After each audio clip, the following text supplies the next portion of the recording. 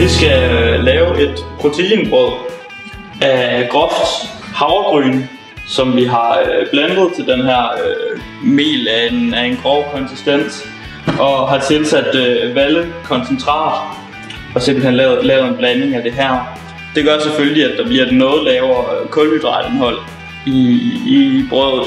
Der er 75 gram kulhydrat og 53 gram protein, og det er alt sammen langsomme kulhydrater, og der er et højt fiberindhold. Og så tilsætter vi æg for også at give det en højere proteinindhold og give det en god luftig konsistens. Det vi starter med at gøre, det er at vandet hertil, det vil vi gerne give en lidt krydret og lækker smag til. Så det giver vi et afkog sammen med en håndfuld enebær. Sådan her. En lille smule laurbærblade.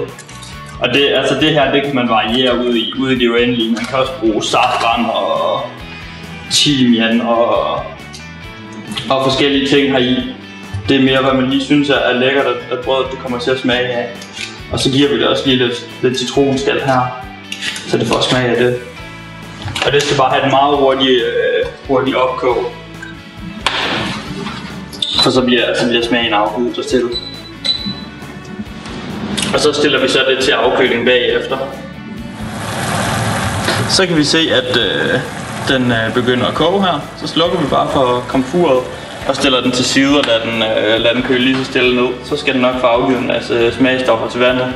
Vi kan allerede se, at det har taget en masse farve heraf. Havde man kommet safran i, så var det også blevet helt orange.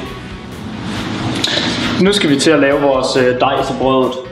Vi har en blanding her af 2,5 dl havregryn, som vi lige har blandet groft.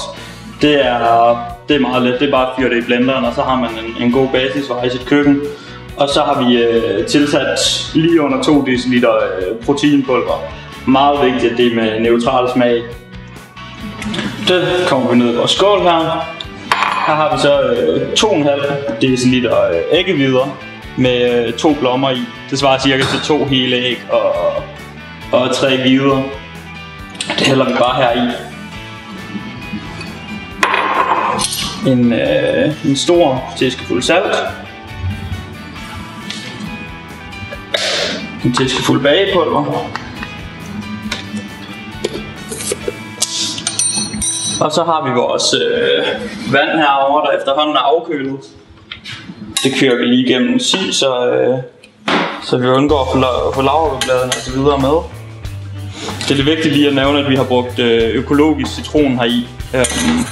Det skal man altid gøre, når man bruger citronskrald i opskrifter.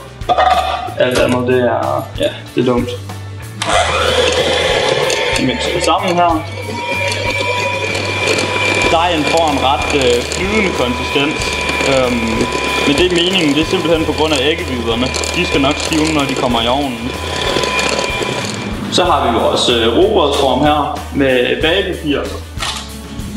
Og der hælder vi bare dejen heroppe i. Vi får den fordelt.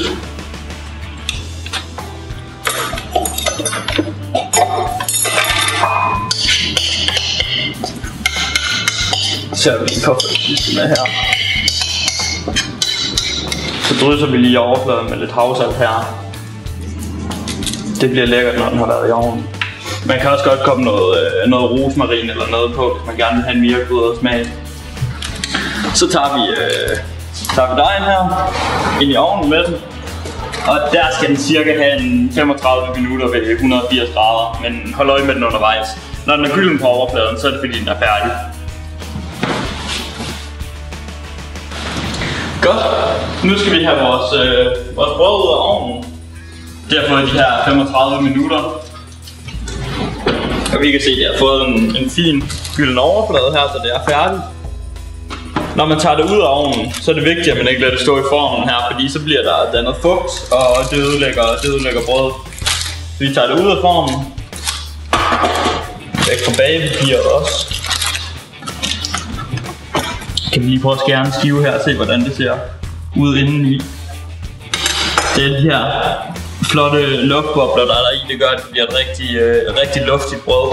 Og så har det den her lækre og krydrede smag af de krydderier, vi nu har givet det. Og så er det mega lækkert med en lille smule økologisk smør eller noget ovenpå.